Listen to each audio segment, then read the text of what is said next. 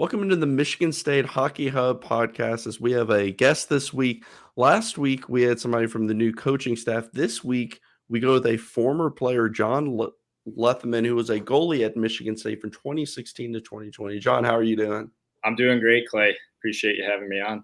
Yeah, thank you so much. And we were talking offline before we started that you're back in Michigan right now during the offseason. You're going to have a few weeks off. We're going to touch on that. We're going to touch on your playing career as well. And we'll get started right off the bat with kind of how you ended up at Michigan State. Oh, well, this probably started way back when I was younger. So my aunt Vicky, who was diehard Sparty, she got her bachelor's, she got her master's at Michigan State. Lived in East Lansing for a while. She was the one at a really young age that she'd always tell me that you're gonna play for Michigan State one day, like you're gonna be the goalie there, and she was the one that made me kind of a Michigan State fan from a young age. Yeah. So when I got to junior hockey, I started out with the Chicago Steel out of high school, and I'd been talking to a couple schools, but Michigan State came out pretty early, like summer leading in my first year of juniors. Talking with Tom Newton a lot, who was recruiting me. I kind of always in the back of my mind knew that's where I want to be. So it was all about just getting a good start to my junior career and going on that visit. And then, it was kind of a no-brainer to me. It took a couple of days to think about it, but the decision was easy, and the rest is history. So that's I kind of guess owe it to my aunt. But yeah, no, there was no place that I'd rather be than East Lansing. Yeah. And you had an interesting career at Michigan State. And as you know, Michigan State's not been that good. I mean, that's just the fact over the past several years. However, they've always found good goalies. I mean, it's crazy. I mean, Jake Hildebrand came in, you came in, Drew DeRitter. I mean, the list just goes on. Now, when you got here, you split time with Ed Minnie, and I do want to make a funny comment. I have a question to ask you about Ed. Is it possible that Ed Minnie has a burner Twitter account? And I'll explain why. I do not know. I think there might be a couple burner accounts going around there with some guys that I played more time with. Oh, whoa! Breaking news. Yeah, maybe a guy class below me that's a big fan of Patrick Kodorenko might have a burner account, but I don't know too much of. Well, let me explain why.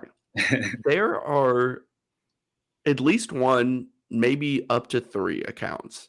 Okay. That are a gibberish name with a gibberish photo, and they respond to a lot of my tweets with Ed Minnie all the time. It's always like, so I put out the podcast with Coach last week, and it was like, hey, why wasn't Ed Minnie named the coach? And it's always like, hey, does Ed Minnie still have eligibility to come back? It's just constant Ed Minnie trolls, and I love it. I think it's hilarious. It's very just niche and random, but I love to just think about Ed, randomly from a Twitter account. So it's pretty funny. Now that you say that, they're definitely burner accounts, but I can almost guarantee they're not Ed. I think there's just a lot of Ed Minnie fans out there that love the guy, so I think that's kind of what it is. I'm sure whoever it is will listen to this and just know that I appreciate the Ed Minnie content at all times. He seems like a great guy. Oh yeah, he's a great dude. So your freshman year, you split time with him. Sophomore year, more of your net.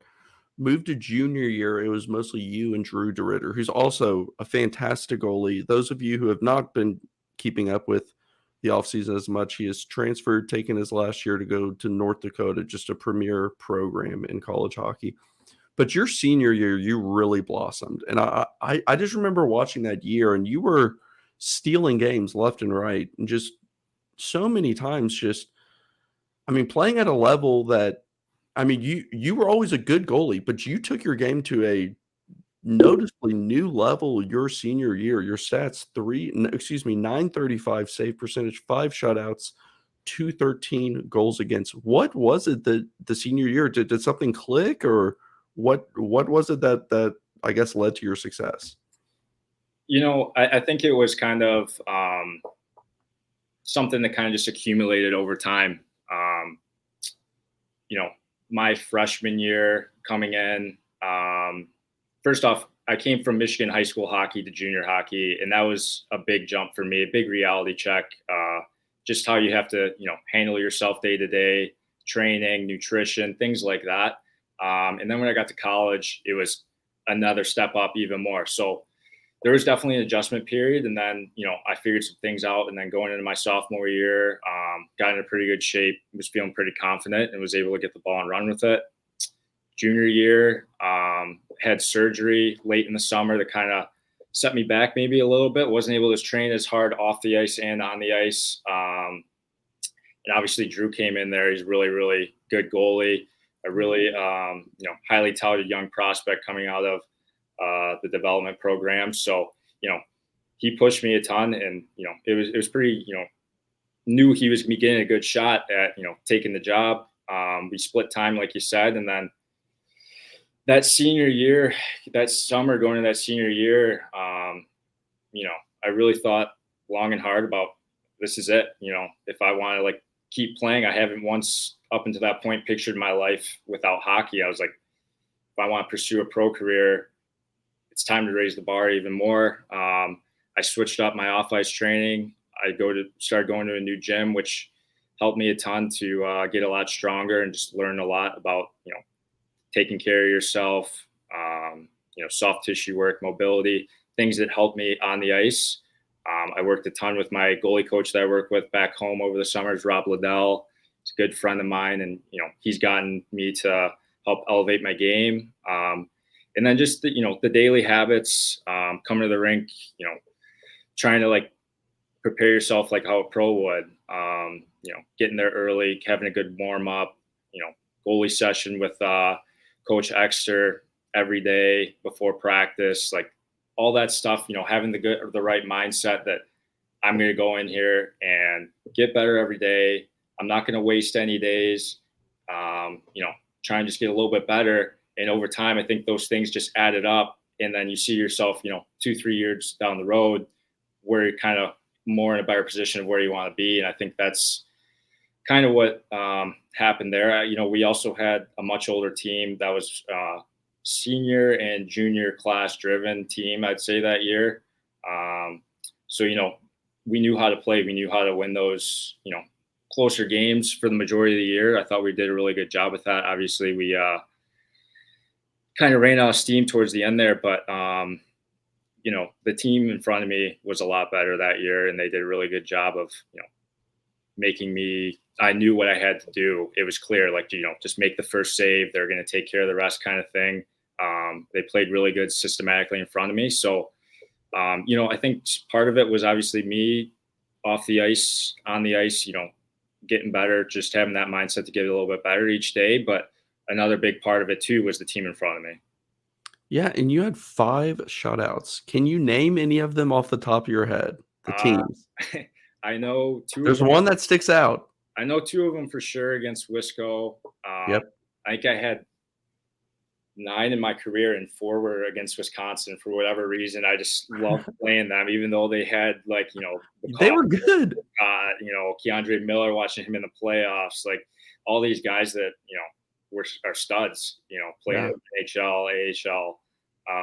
But for whatever reason, I always felt really comfortable against them. And then the one against Penn State, pretty early in the season. Yeah. That was one. I like playing against them too. They just fired pucks from everywhere. So if you're feeling good, you can really get into a groove there, because some teams like Michigan, Ohio State, they don't really get a high shot volume, at least when I was playing them. So, but when they do get shots, they're more, quality chances. Sure. So as a goalie, that makes you feel a little bit more uncomfortable. You don't feel as in a rhythm. So those teams that really just peppered you, I felt like, I always did a lot better against. Yeah, and that's Penn State's thing, right? Just get shots on net, and you're going to get rebounds. You're going to get not dirty, kind of, greasy cheap goals or dirty goals or whatever you call it. But hey, goals count the same, right? It doesn't matter how sexy they are. So your 5 shutouts your senior year. November 8th, which you mentioned, that's against Penn State, 48 saves. That's a lot of freaking saves. November 16th against Michigan. You did not mention that one. 35 saves. December 6th versus Wisconsin, 41 saves. December 15th against Arizona State, Oh yeah. 36 saves. And then January 17th, 39 saves versus Wisconsin. So now that we've refreshed your memory, was there a favorite one of those? It has to be Michigan, right? I mean, yeah, especially that weekend. You know, played them. I think it was weird. Like there was a day in between the games. It wasn't back to back in I that think it was series. like a Thursday, Yeah. Saturday or something. We played them Thursday at Yost, and I think we were down maybe like 3-1 going to the third, and then we had a comeback win, 1-4-3. So we're really excited about that. But then to come back, have that day in between, kind of reset, refocus, and knowing that we have the Saturday game at home at Mon, come out. I think what was it, 3-0? I think Yeah, that, I think so. and yeah, so that one's definitely memorable. Um, the one against ASU, I kind of forgot about that one. That was the last game before Christmas. Mhm. That was in overtime. It was 0-0. And that ended up, I think that was a pretty big win for us because we were teetering at that, 2021 mark of being ranked and all that nationally. So I think that helped us kind of get to like 19, maybe going into Christmas break. So that was good, obviously. And then actually, one that sticks out to me was in my sophomore year. It was versus Michigan, actually. I think we played them Friday night at Yost. We lost like 4-0. So obviously that stunk. But then back home at Mon the next night, we beat them 5-0. So like we kind of won up them. So I remember that. That was also a memorable one for sure. Now, I'm going off the top of my head, so I may be wrong here, but was there a game when you were there against Ohio State? I think Zach Osborne may have scored. It was like 6-7 or 7-7 or something wild, and you all scored like 3 or 4 goals in the last 2 minutes. Yeah, that was actually my junior year, and I didn't play that game, so I was on the bench. That was when me and Drew were kind of Yeah. flopping, like whoever was getting the job done was going that night. So he played, and yeah, I just remember being on the bench, like you don't see very many No. games ever like that. Like I'm glad I wasn't in the net for that one. Like either goalie, like that's a tough game to play because it's like it's not that it was anything that they were doing wrong. It was just one of those Yeah, nights where the and pucks. that was the game. I remember watching it, and Michigan State was down a few goals, few minutes left. I thought it was over. Out of nowhere, it's just miracle after miracle, it seemed like, and Crazy. that was a fun game. Another game that always sticks out to me was the trip to North Dakota, um, Oh a yeah, few years ago. Do you remember exactly what year that was? that was my freshman year. So obviously that was really cool experience as a freshman to get to I didn't go. realize it was that long ago. It was a Oh long. my gosh, I feel old now just thinking about that. Jared Rosberg, scored 2 goals, I think, that game, including that incredible goal to end the game. That was so filthy. Oh yeah, I remember watching that. I think we were in overtime, maybe 3-on-3. I think in that conference they did their overtime a little bit different. Yeah, yeah. So it was 3-on-3, and he just kind of, he was all alone, had like one or two defenders in front of him, and normally, Yeah, so he's going down, like, the right side yeah, of, I guess, if you're picturing from watching on TV, because that's how, everyone listening was watching, he was nearest to the screen, and he just froze a defender and went backhand right around him, and it was so incredible. I will tweet out that video, but below this link, so everyone can see it. But yeah, that I always think it's fun to kind of walk down memory lane with these with anybody that's played on the team and just kind of see what moments stuck out to them. And you remember these moments, but they're turning points in a season at times. And you talk about the win at Arizona State. Um, the team was in a similar spot. Do you still watch the hockey team much, or do you I know you're busy, and we'll get into your professional career, but do you still keep tabs on it? I keep tabs for sure. Obviously, talking with guys in my class that have graduated, try and stay up on what's going on with the team because obviously, dedicated 4 years there. You want to see them do well. I don't get to watch really because Friday, Saturday nights I'm playing still myself, so I don't really get to watch them too much. But I definitely I'm always keeping tabs on who's there and how their team's doing. So you mentioned that you still have some teammates that you talk to. Who are some of your favorite teammates? And also, who do you think? And I'm going to put you on the spot on this one. And if you want to pass, you can. Who was the most talented player that you played with at Michigan State? Oof, that's a tough one because yeah. All right, so favorite player, probably my best buddy all 4 years through school was Patty Kodorenko. Mhm. He stayed with me over the summer a couple times. When he'll be Is back. he in Hartford right now? Is that Yeah, right? he signed with the Rangers, so he's played the last 2 years in Hartford. He's got one more year left on his deal, so hopefully, he gets to move up next year, which I don't doubt that he will. The guy's a workhorse, really really skilled player, super strong, physical. So I think he'll do really well there. But yeah, no, we still he'll be back in Michigan in a couple weeks. Actually, we train together off the ice, train together on the ice. He'll come shoot on me for goalie sessions, things like that. So yeah, we've gotten really close over the years. But everybody in my class, like I love every single one of those guys.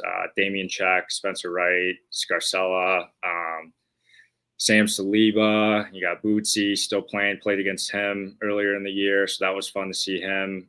Is he in Toledo? Is that Yeah, right? he's with Toledo. So they made a really good run, had a really Yeah. good team. They just lost, unfortunately, though, to the team the Everblades, the team that knocked Yeah. my team in Greenville out in the first round.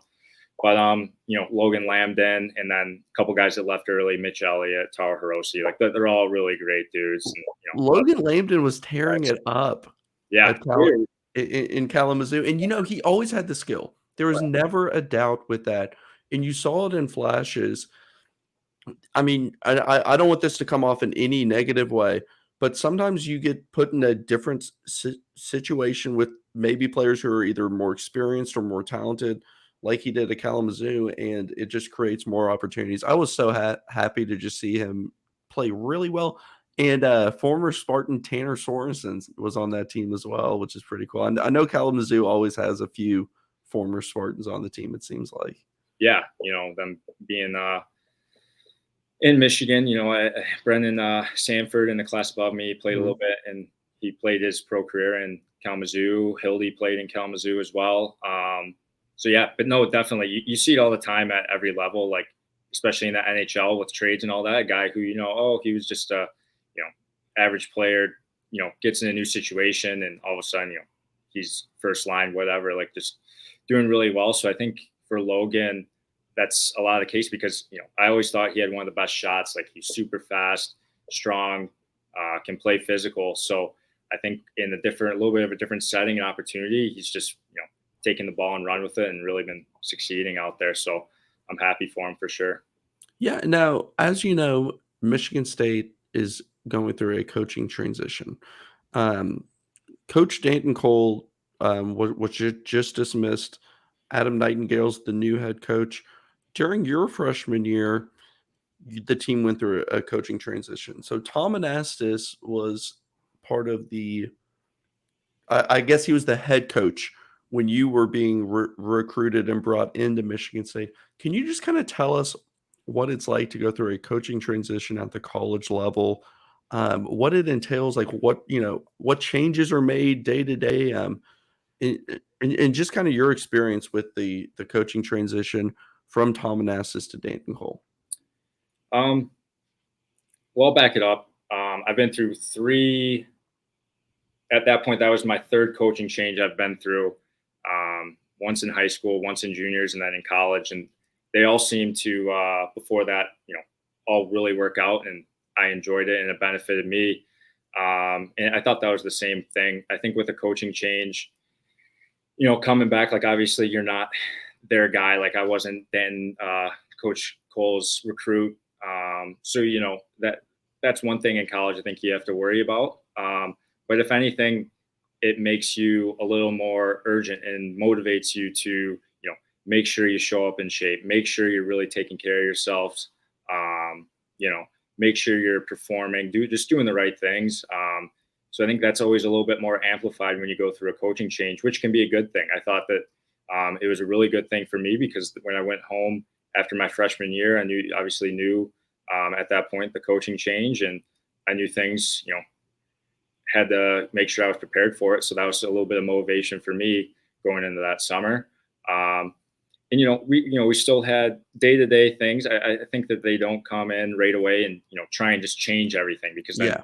guys aren't going to like that for sure. But I thought him and this entire staff made it pretty clear right away what they expected and all their values and expectations. It was in line with what I wanted as a player. So I like that. It wasn't really a huge thing for me. And I also had, we had Jason Muzzatti my freshman year as a volunteer goalie coach. And then he was still the goalie coach my sophomore and junior year. But then we had Joe Exter on the staff who, was huge for me developing it through the college game and just keeping, improving each year. He, learned a lot from him, details, just, how to work every day. So he kind of set the tone, I think, for that with me. But like I said, it was kind of we lined up, me and X, like the way we are, I think, in my opinion.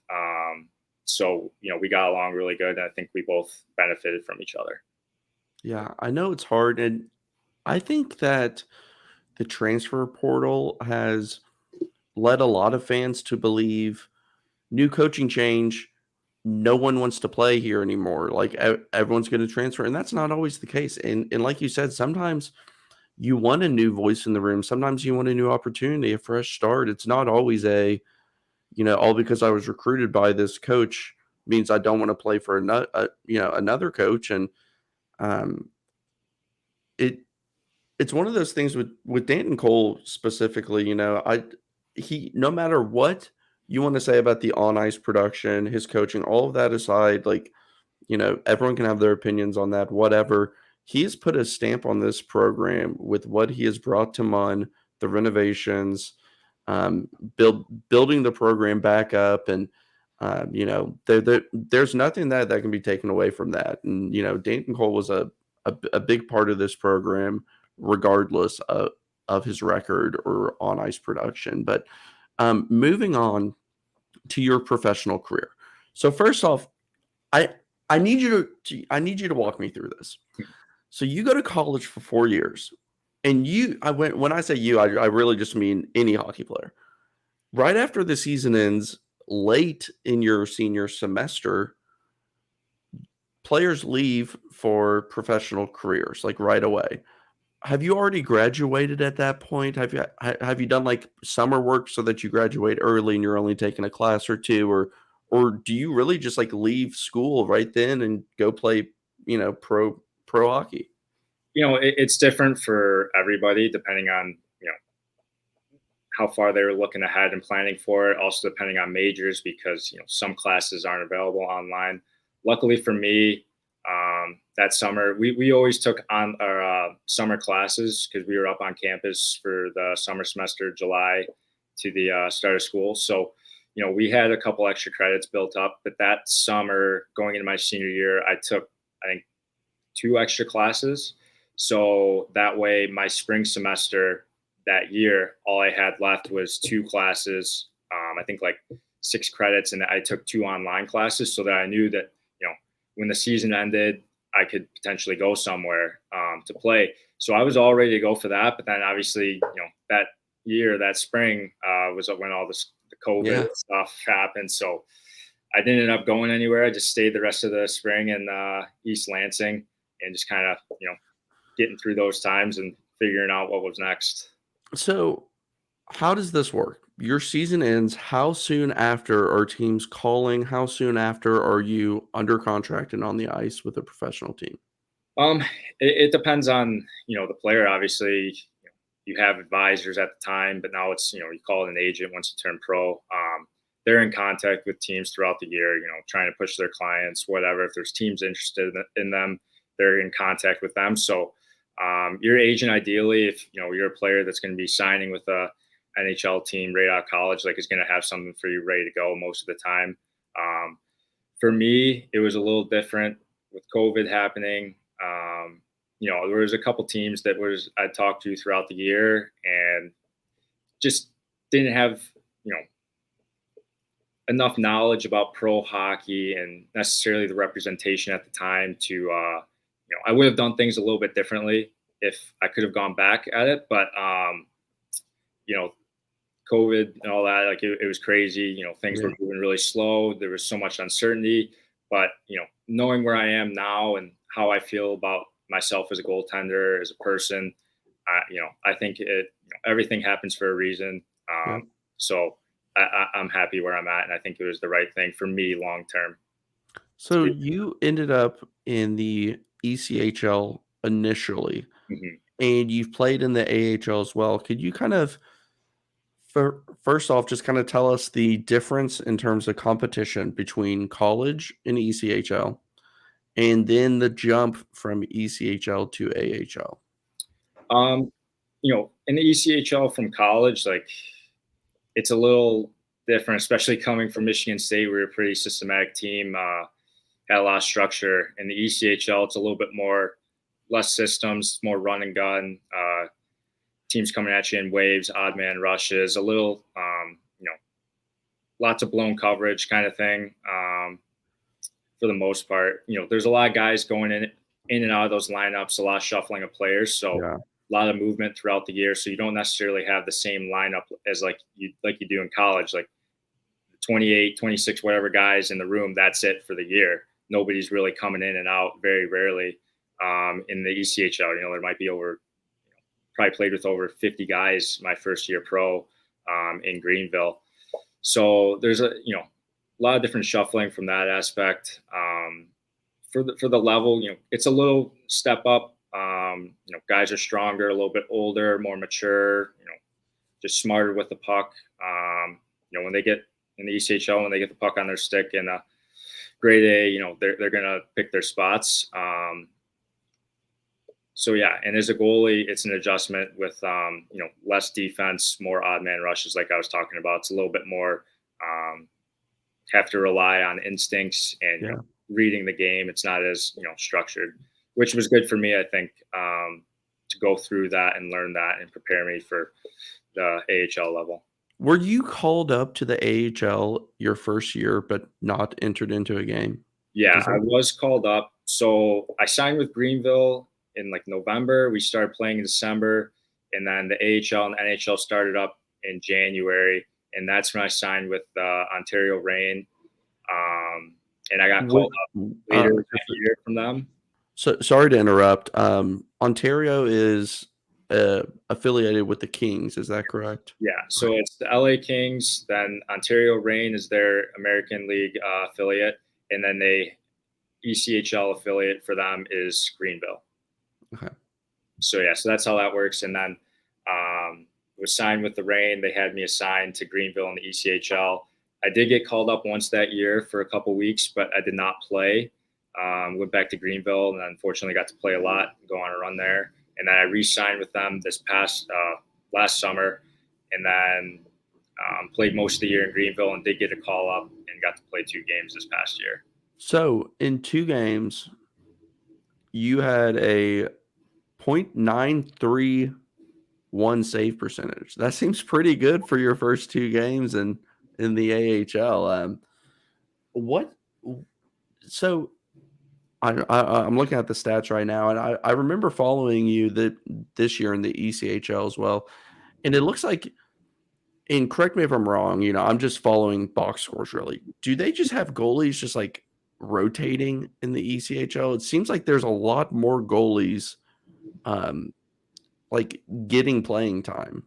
Um, It just kind of depends. In Greenville, we had 2 affiliates, so we were affiliated with the Kings and affiliated Oh, with okay. Florida. So they had a guy that was signed with Florida there, and then they had me and a guy signed with the Kings there. So there was 3 of us, and sorry, I don't know if you can hear it's a little noisy Oh no, outside the house. no, you're fine. But yeah, it's so we had 2 affiliates, like I said. So there's 3 guys on an AHL contract with myself and 2 guys on NHL contracts. So there's 3 of us there to play, and it's kind of about find that balance where all of us are getting games to keep the affiliate happy. But as time goes on, it kind of like sorts itself out. Whoever's playing the best is going to be the guy down the road. And fortunately for myself, this past year, it was me. So I got to play a ton at the end of the year, leading into playoffs, and then be the guy in playoffs. So that was a lot of fun. Yeah, and I want to talk exactly about that. The playoff experience that you gain. What's that atmosphere like? It's fun. I got to play a couple playoff games the year before in Greenville as well. We played Tommy Apap actually first round with the Indy Fuel, and then we What a lost. player, man. I love Tommy Apap. His game, Dude. I've always said, like, his style and his game, every team needs that. I don't care what level. He is just such a good, sound, smart hockey player. Yeah, no, I've always said this about Tommy. Like, I'm a big fan of his. He's just unbelievable dude off the ice, great teammate. He'll do anything that's asked of him, and that's why this year he was on with Milwaukee for the majority of the year. And a guy like that deserves that opportunity. Like, I was really happy for him, and it's no surprising that he stuck there the entire year, because once you see him, see the kind of guy he is on the ice and off the ice, like every team that he's going to be a part of is going to love him, and that's a guy that you want in your locker room for sure. So I guess it's so if you see the transaction, sometimes it says on loan Yeah. to. So is that what he was, just kind of like on loan to them? And how, like, what does that mean? How does that work? Do you know? Um, so yeah, so when it means that they're loaned, that means that Tommy was signed with Indy Fuel initially to start the year, and then he got Which is a Chicago affiliate, correct? yeah, exactly. They're affiliated with Rockford and Chicago, and then he got called up to Milwaukee. So, but he wasn't signed with Milwaukee. He was just on a professional tryout. So it just says that he's loaned there. If he gets sent back down, he would go back to Indy. But Gotcha. for him, Okay. he was there the entire year. So probably just said that he was loaned, like his rights in the ECHL go back to Indy still. So Okay. it's kind Okay. of different the way that it works. In pro, you don't really understand it as much unless you're playing and like a part of it right then and there. So, like I said, I've learned a lot over the last few years of how things work. Yeah. Yeah. I did not realize that. Yeah. There's several players. I know Cody Milan's still playing, or at least he was last year. You Yeah. said Sanford's still playing. Have you played against many of them? You mentioned APAP. Yeah, so I played against APAP in playoffs my first year. This past year, played against Bootsy, Butchers Gafari. He was in Toledo, played against him. And then Cody with Milan, he was in Norfolk Hmm.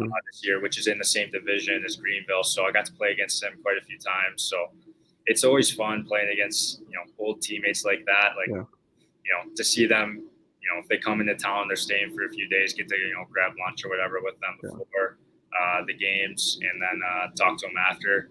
For me, it's like if I'm starting though as a goalie, I don't really like during warm-ups like look over there and like talk to them too much, trying to Right. get. But after the game, it's all Yeah.